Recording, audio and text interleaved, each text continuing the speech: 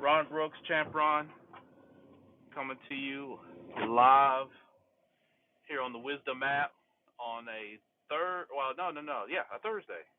Yep. Today is Thursday, the 9th, of 2022. Hope that you are well as you're listening to this. Tap in with me, champ10k.com. Champ10k.com is where you can tap in with me. If you're on the Wisdom app, you can tap in on the bio. If you're listening to this through the Minding Your Business podcast, it is in the show notes. So you can tap in right there with me. But for those that are listening through the Minding Your Business podcast, entrepreneurship, real estate trending news, as you know me now for all these episodes, I'm your host, Champ Ron. And listen, we want to get into a few things today, but to always share with you, there's three areas where I help convert humans into champions. Three areas within my profession that I do. One, I am a podcaster, of course. So for those that are listening here to the podcast or your own wisdom, I am the host of the Minding Your Business podcast, which I do on a weekly basis. I've talked to guests all over the world, and so definitely tap in with me. We talk through many people's stories and many people's walks in their journey in the intersection of business and lifestyle. So that's typically what we talk about, and we have a lot of great diverse guests that we've talked to over the years. Some are have some famous appeal to them, and some just have some really, really great stories across a myriad of industries. So check that out, the Minding Your Business podcast. I'm also a real estate investor. Been investing in real estate since 2007.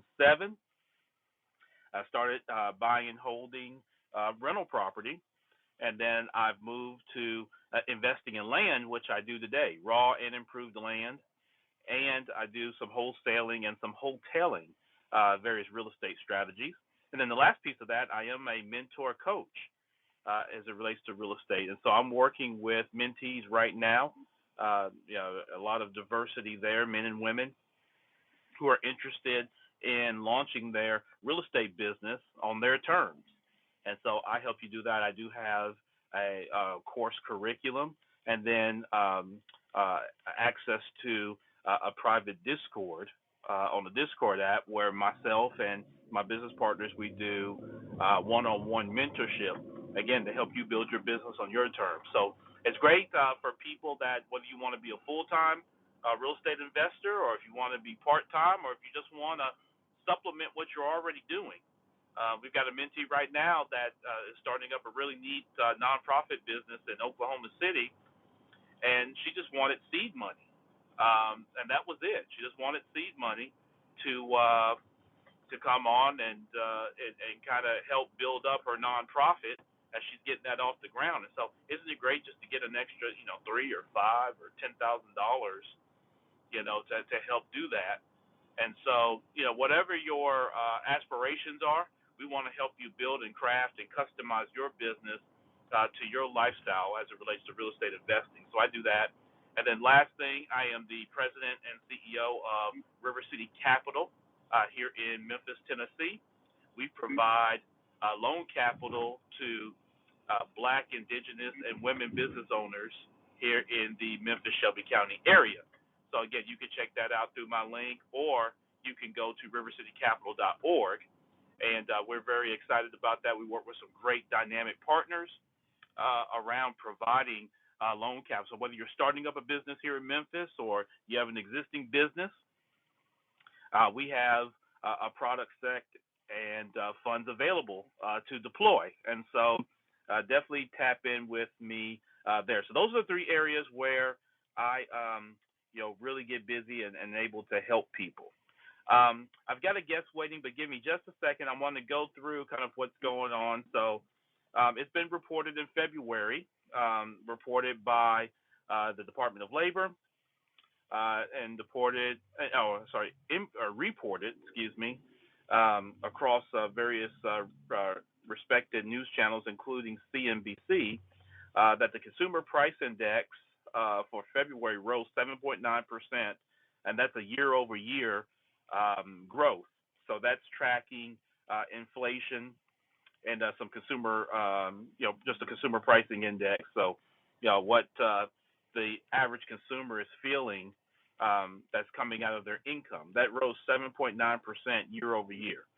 So that's been the highest increase since January of 1982 when I was a 1 year old.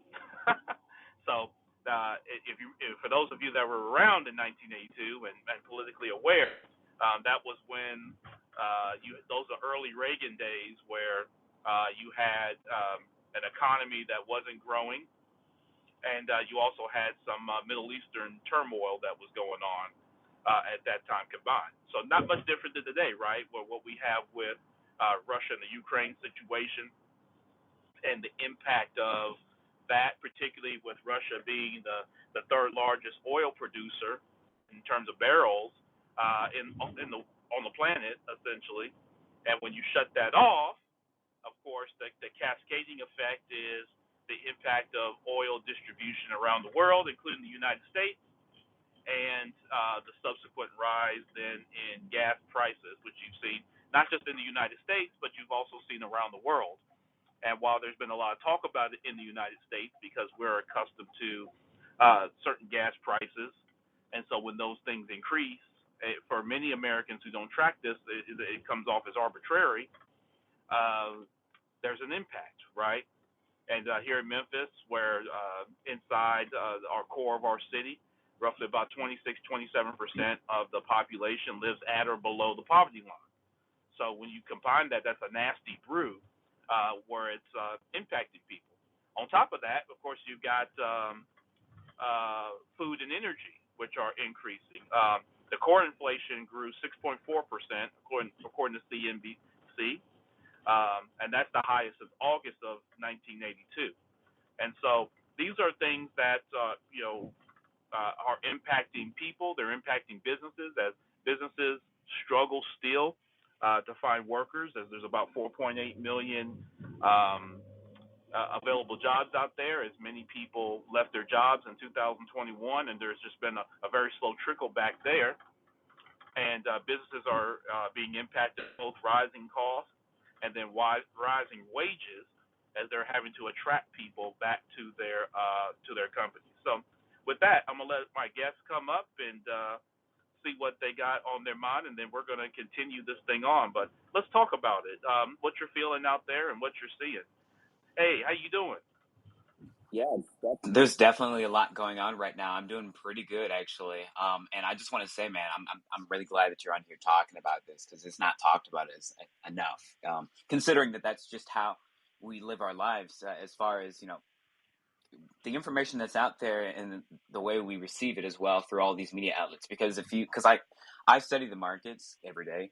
So this information is already disseminated on the stock market and the stock exchange.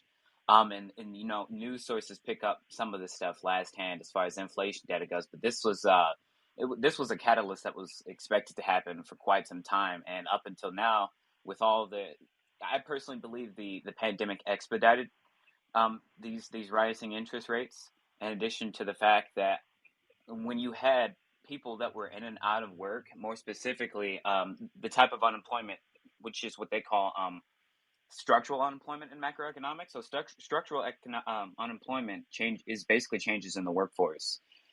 And a lot of that's also due to frictional unemployment, which is what a lot of people are going through right now in the U.S. And that doesn't reflect heavily on the consumer price index, and of course also the employment data as well.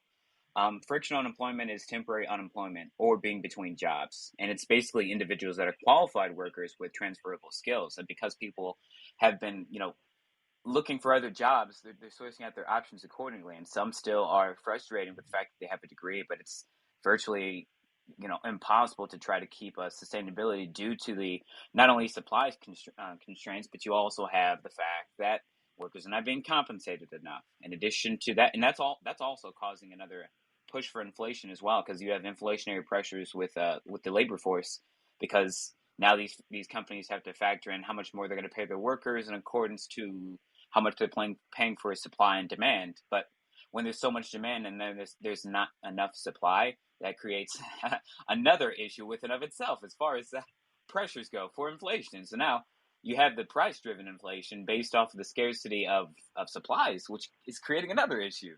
And I joke with my friends all the time with saying that, and it's the outcome is looking more more more prominent. Actually, not prominent, but it looks more likely considering the circumstances of our economics. But I joke with my friends and I say that stagflation could be an issue that could happen as a result of a recession. And stagflation is basically it's stagnant activity and accelerating inflation. So you have the Federal Reserve that's going to be implementing their interest rate hikes actually by March of this year. So later this March, and Federal Reserve Chairman Jerome Powell will be holding a meeting pretty soon this month, and implementing that first rate at a quarter rate. And they at first it was a half rate, a 0.5, but it's a quarter rate because they know that could be very volatile territory for investors in the market as well, but also for consumers as well. And the thing is like you mentioned, the GDP data. I'm sorry, not the GDP, but the CPI data has, as far as inflation go, it hasn't really been hasn't been reaching all-time highs until now. 40 years, and you see where our economy is versus where it once used to be. But the thing is a phenomenon of stagflation results to the fact of stagnant unemployment, and there's too much unemployment, or people that are not employed or should be employed, and the fact that you have inflation. So now you have people that are trying to reallocate their finances and, of course, go over their monthly expenditure, but it's kind of hard to keep track of that considering that you're forfeiting more money on a monthly basis due to the rising prices of consumer goods, domestic goods, and, of course, commodities as well. And that creates more issues. So now the inaccessibility is creating friction in both the stock markets. The crypto market is always going to find for people to hedge against inflation, but people are rushing to invest in commodities right now, like gold, oil, and perhaps energy stocks as well. I'm invested in a few energy stocks, but it's just crazy to see where all of this is coming from. I mean, this has been happening behind closed doors for quite some time, but because the issues becoming more out there, like it's becoming more aware. It's kind of hard to hide. So what's done in the dark eventually comes to light. So that's why all of this stuff is adding up now, and it can, to some people, be overwhelming considering that they should have been aware of this. Now you have people that are rushing to refinance their mortgages, and of course you have people that are trying to pay down credit card debt before these interest rates rise, because you do not want to be in debt when you have these rising interest rates, because that'll be more hurtful to you. But the whole premise here of macroeconomics is to ensure that it reduces. Hey, listen, that's my guy Malcolm. We're here on the Wisdom Map. Mac has given, he's just dropping gems all over the place, man. If you're not picking those up, shame on you, man. He just in 5 minutes just broke this whole thing down, man. So to give a hand clap for Malcolm, we're going to bring him back up because I want him to finish that point, because it's really, really important that you understand kind of really what's going on from someone who's studying this every day like Mac does. And so if you're here in the room, show some love, give some hand claps, whatnot, for Malcolm in this. I'm going to bring him right back because I want him to finish that point with where he was going, because I'm going to have some thoughts that I want to share on this as well. So, hey, Mac, man, keep going. You cooking, brother. Yeah, man, I always say your thoughts. I love it. I mean, what you're talking about is great. I love it. This is what I breathe. But no, in all retrospect, it's important to just understand where your finances are, because you don't want to be on the other end of the stick when things start to become more tight. So you have these companies that are rebalancing their monthly expenses, so their balance sheets are going to look a little interesting for these coming quarters. More specifically, I personally estimate or project that companies won't start making true growth on their company due to the constraints of the pandemic and, of course, supply constraints until about maybe fourth quarter of this year, because they have to factor in so many expenses. But even then, that's an optimistic catalyst. So with that being in mind, if companies are out here struggling, I have no doubt that there's, right, of course, consumers that are also feeling the heat of what's happening in politics and economics as well. So that's why I think I just would conclude with saying it's just be wary of your finances and with what's happening in the economy, so you can always stay ahead of the curve, so you know what you have to do. Pretty soon you're going to start seeing these infomercials saying, and I've already seen a few of them saying, refinance your mortgage right now before interest rates rise, or refinance your car note before interest rate rise, so on and so forth, or pay down Yeah. your credit card. You have these companies that are saying, we'll pay your credit card debt. Like, so I'm basically taking on another debt to pay down a debt. That's crazy. That's just crazy. Yeah. Shouldn't have to be that point. Right. No, that's a But, great point, Mac. And what the other piece of that is student loans, right? Like people, oh who have yeah. these student loans out there that could be repriced, right? Yeah, so what happens with student loans is that these other financial entities take on that student loan from an entity that couldn't fulfill that particular account. So like when these collections companies or these loan companies, they take on these loans and they try to go after the loans from the people that took them out. So the borrowers, typically, especially recently, they haven't been able to satisfy those accounts. So now they're sending them to banks to try to get relief for that, because now these collection companies are facing the tail end of it too. It's like a whole domino effect of issues. So now they're asking the banks for bailouts. The banks are like, hey, we're struggling too, man. I mean, look at it. We already had to cut off ties with Russia, and on top of that, we lost quite a heavily amount of clients and have frozen foreign assets. And on top of that, Federal Reserves. The thing is for banks, the Federal Reserve, rising their interest rates is actually good for banks because it helps them Right. mediate their expenses on a monthly basis as far as their clients go as well for those interest accounts. But ultimately, they're struggling right now because they're trying to divvy out their expenses and the accounts that weren't satisfied as well, because banks they report on a monthly basis charge-off balances. So they've had to execute a lot of charge-off accounts from people that went delinquent with banks. So that's another thing that they're factoring in. There's just so much going on. I don't have the time to explain, but Yeah. like that's what I talk about on my show too as well. So like I have Yeah. MOT Media, and then I talk about a little bit on topics with Mac on here as well. So I enjoy talking about finance and economics. It's my field. But yeah, just be aware of your finances, folks. And I appreciate you having me. Yeah, no doubt, man. And I appreciate you sharing how we can connect with you, man. And if you're here on the Wisdom Map, it's Topics with Mac. Make sure that those of you that are here in the room, you're following him, and definitely check him out. How can they connect with you on social media, man?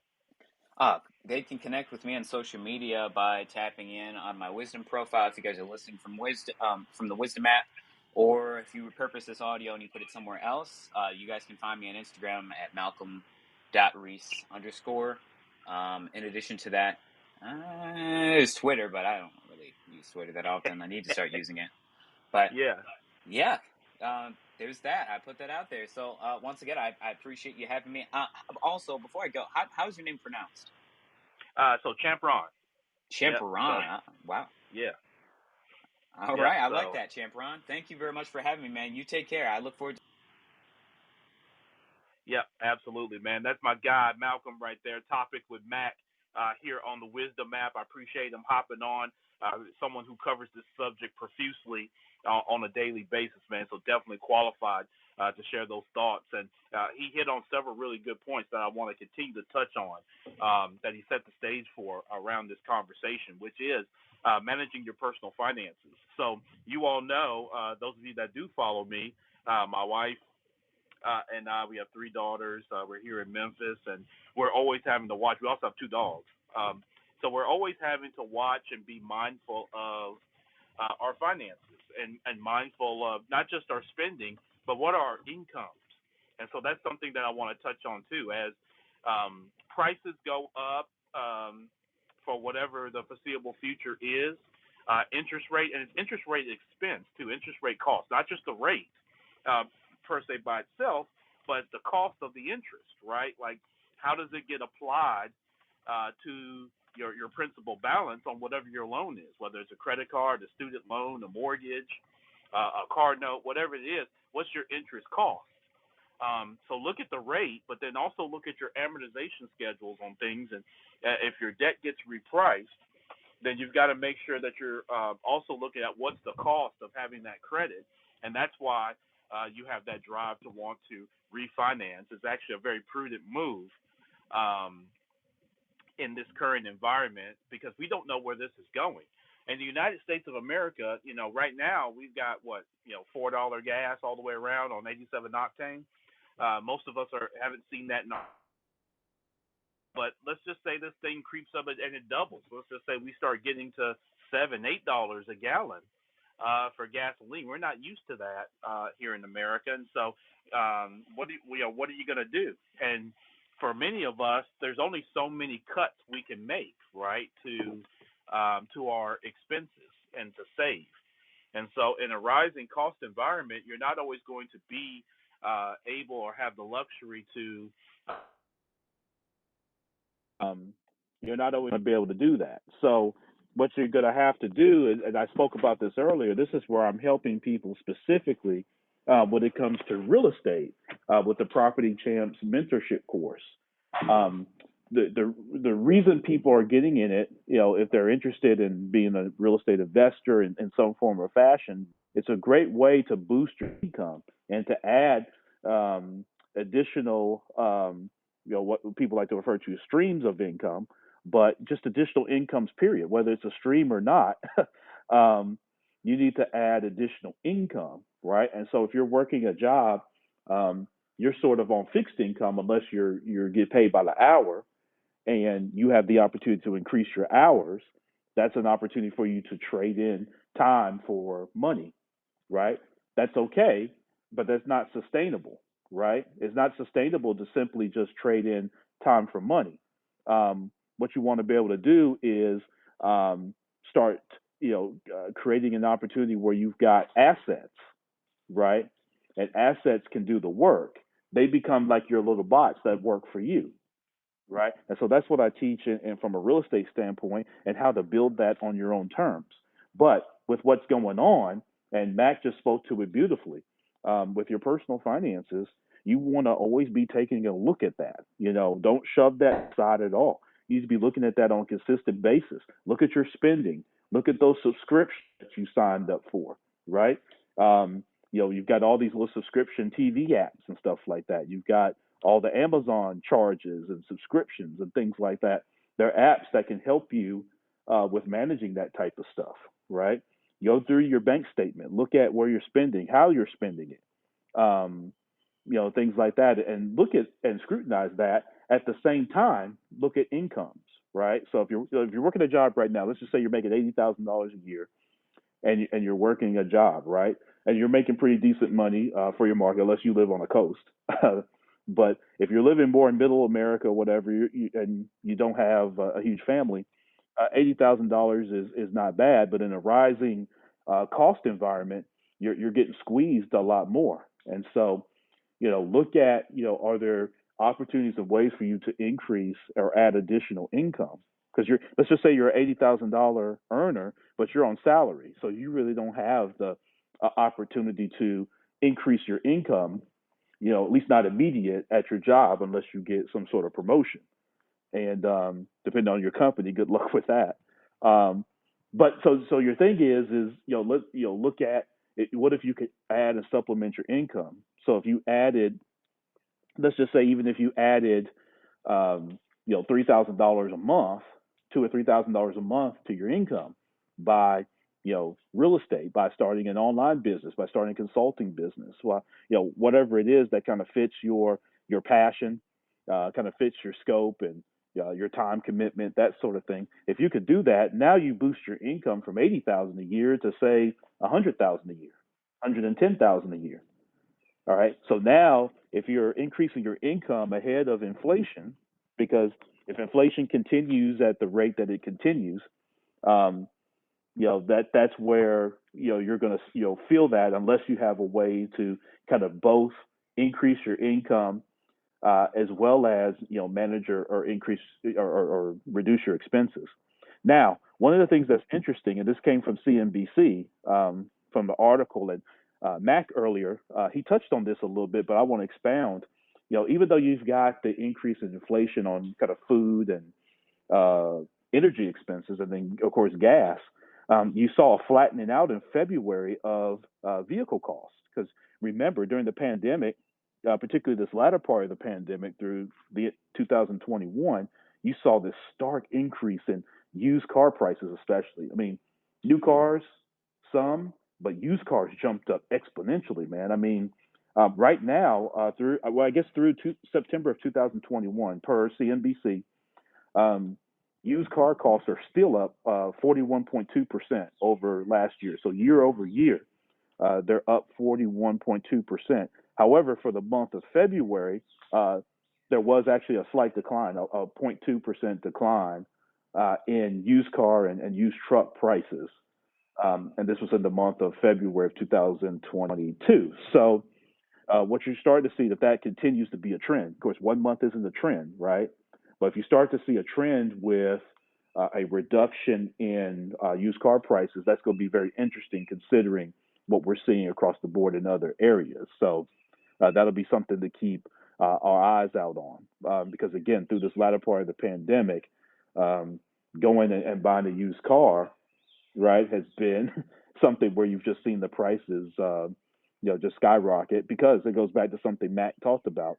You've got this stark increase in demand, right, but you've got supply issues, right, and so that just creates a nasty brew just in your economics 101 of supply and demand.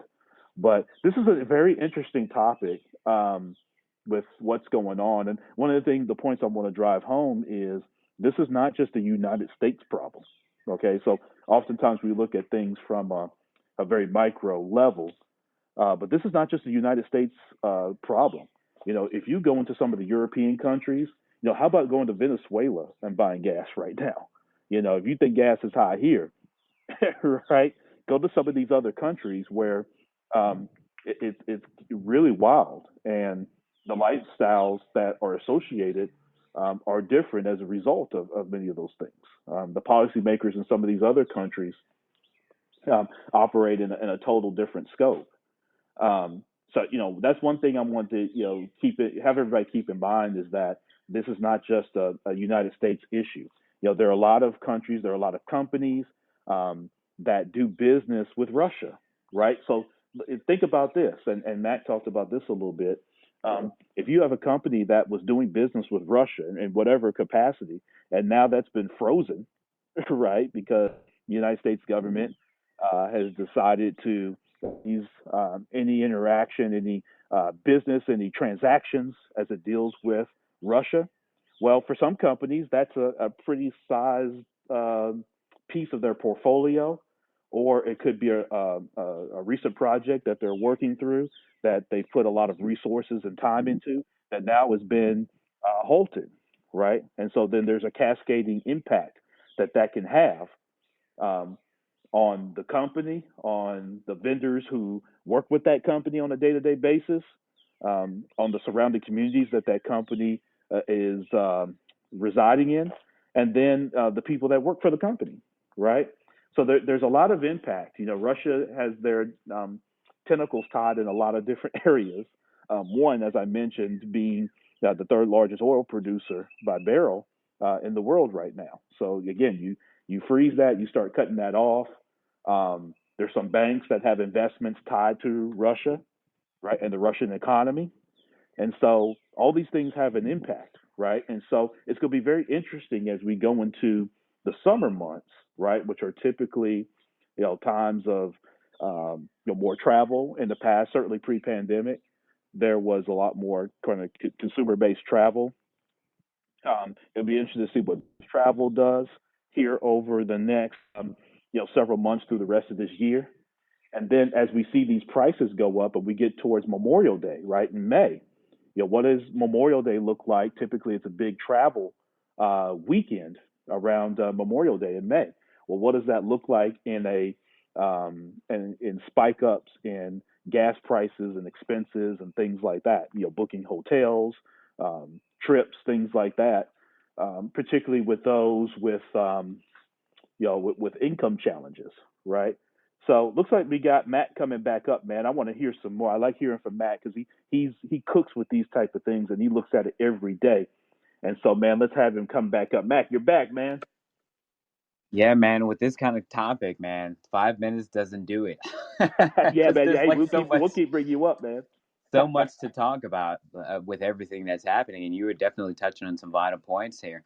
I will say though, based off of just the current circumstances in our economy right now at this moment, until the Federal Reserve starts implementing more interest rate hikes, which, by the way, they stated that they plan on doing at least 7 this year. I don't personally believe that they'll accomplish that goal because they'll have to readjust based off of how the economy reacts to what's been happening as a global issue, as far as the That's right. Russia-Ukraine issue, and on top of that, the deals that they're trying to broker is to try to keep these oil prices down as well. And the problem is that no one's basically reaching back out with Biden. Biden's asking all of our adversaries, like, "Hey, can we get some of your oil?" Oh no, that's fine. Okay, I guess we'll have to tap into our reserves here. That's fine. I'll just make these domestic oil companies start producing oil again, which right now in the market, these domestic oil companies have been doing pretty good. They're pretty stocks, but penny stocks. But that's besides the point. The thing here is that, like, it with what you mentioned, it won't. I personally don't believe that, even though we have higher gas prices, it won't disrupt the way we live our lives, like human life right now, because it's not as big of an issue as it poses, besides obviously the rising gas prices, which people can weather. But the thing is Right. that people are only going to put up with this kind of thing for so long. And I can't help but feel as though, with the agenda that the Biden administration is trying to push with all green energy and EVs, one has to understand that EVs are not completely sustainable just yet. We need more lithium and resources as well. I mean, Elon Musk was on here last night. I'm sure he'd more than be glad to talk about that, Sure. considering that's the field of his focus. But just understanding it from the outside in, I mean, looking at it from the outside, because I don't know all the mechanisms of the inside. It's not completely sustainable just yet. So we're not ready for that complete economic shift as well. And plus, we need more energy as well. And there's just we need more wind farms, of course. We need more infrastructure. I mean, even though we passed an infrastructure package, 2 years ago, Right. about a year and a half or so ago. I mean, for that to be enacted into law, I mean, that would take about halfway through the next presidential administration that's in the office, because these businesses have to incorporate the expenses, and of course they need the permits. Of course, they have to ask and seek approval. There's so much work involved to get new infrastructure in the cities, to get the grants that they need from these corporate bonds as well. That'll help them tremendously, because city municipal limits, they look forward to those government bonds. And that's basically the government saying, here's a little bit for you for your city as well, depending on your consumer tax there as well. So they kind of play favorites when it comes to that, which is why you notice some cities are in worse positions than others. But yeah, what you said as well about the fact that it's impacting global. It's more of a global impact than it is a domestic impact. You're absolutely right, because now you have other countries that are suffering at the expense of not only, and they're trying to recover from the pandemic as well, but they're also suffering at the expense of this rising refugee crisis as well. And then on top of that, all these True. central banks are trying to administer aid as well, and it's just not doing enough justice. And I also wanted to touch on the fact with you having the inflation rose to 7.9%. I forgot to mention that earlier. And yes, per the CPI data, that, which, by the way, we're waiting on another one that's going to be dropping in the market pretty soon. I'd say by this month. Um, that's only what they chose to report, considering that you have to understand, with the consumer price index, that's only reeling in a domestic basket of goods, and there's certain demographics that are not incorporated in that, like people that are in the military. That's a demographic of people that are not incorporated, a whole different demographic. Some of them are excluded at the Right. expense that would be skewed as well, and a lot of people don't know that. And I checked the CPI data, and of course the GDP data, because the GDP also goes hand in hand with that as well. And the GDP data will also suffer at the expense of the lack of goods distributed domestically in the U.S., and that just measures the price in terms of flow on a monthly basis, as far as consumer goods are concerned. But that's going to reflect heavily because of the trucker shortage and the lack of supply. And it's just going to suck, because these companies, these private business owners more specifically, are going to suffer more, because it's harder for them to factor in the oh crap, I have 4 seconds. Yeah. Come on back let up, me man. let We're me gonna hop keep we're back gonna in. keep it going. Yep, we'll come back up. Yeah, I had that set for 5 minutes at a time, and man, 5 minutes, as Max says, is just not enough time to really get this in. And I want to ask him about the EV piece too, particularly as it relates to the grids in many cities around that infrastructure. So I want to get Max's take on that too. Let's see. Mac, why is it not letting me bring you back up, brother? I see you there waiting, but when I tap on it, it's not. I tell you what, Mac, go back out and then try to come back in, because for some reason it's not letting me bring you back up when I was tapping on it. So may just be a glitch in the app. But come on back up, Mac, whenever you're ready, and we'll have you come right back. Let's see. Um, for some reason, it's not letting Can me you bring. hear me? I can hear you now. Okay, cool. This For app some is reason on my app, it still shows that one guest waiting, but I don't see you. But I you're there, so let's know. do it. It's weird, isn't it? It's really odd. This app's really buggy, and now I honestly don't know if I'm even on or not. Like I've seen this a few times on other people's shows, but yeah, Yeah, that's one of the few glitches here. yeah. But yeah, man, Uh, go ahead.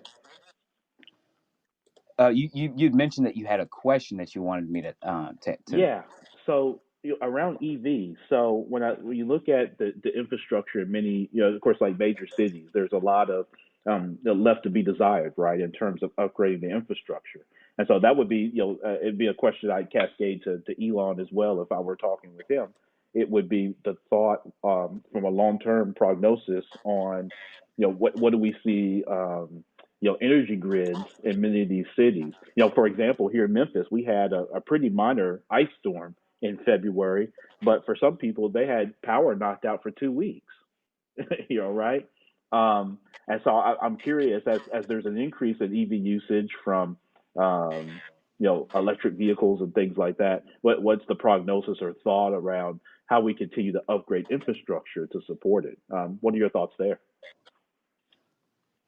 Well, there's a lot of money involved when it comes to that kind of innovation, of course, and just incorporation of those kind of resources, especially when it comes to sustainable energy, because everybody wants sustainability. Yes, so solar panels are definitely the way to go, but the average consumer can't truthfully afford these expensive solar panels. So people that can, they normally install them in areas where there's a vast amount of sunlight, and of course, that energy is then repurposed for their own needs, of course. And there definitely there needs to be more accessibility, of course, when it Sure. comes to this kind of innovation, because it would help out tremendously. But nobody, it's just not as popular now.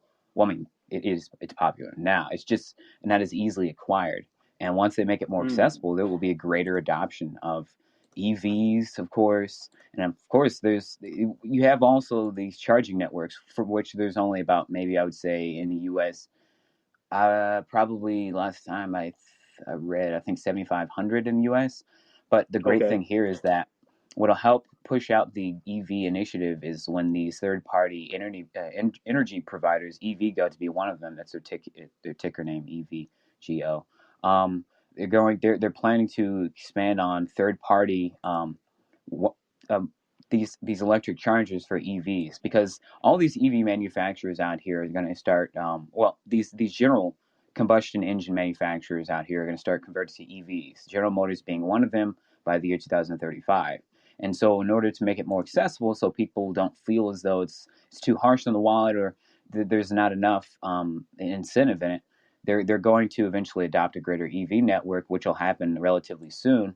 And actually, in states like California, they've actually enacted legislation to not allow people to manufacture gas stations anymore, and that going forward, it's only EV charging stations, which is really good, because one of the things that the Biden administration is trying to really tackle is climate change. We really need to take care of our environment, and it doesn't help that Right. we have all these plants out here, in addition to it's there's so much combustion, it's ridiculous. Like when you just see the emissions, which is why Yeah. cars still nowadays go for e-checks. It's ridiculous. But on that note, yeah, I think personally, as soon as it becomes more affordable and easily accessible and convenient for the consumer, it'll Yeah. definitely help push the initiative tremendously. I hope that answers your question. No, it does. It gives some good, kind of perspective around, Mac in regard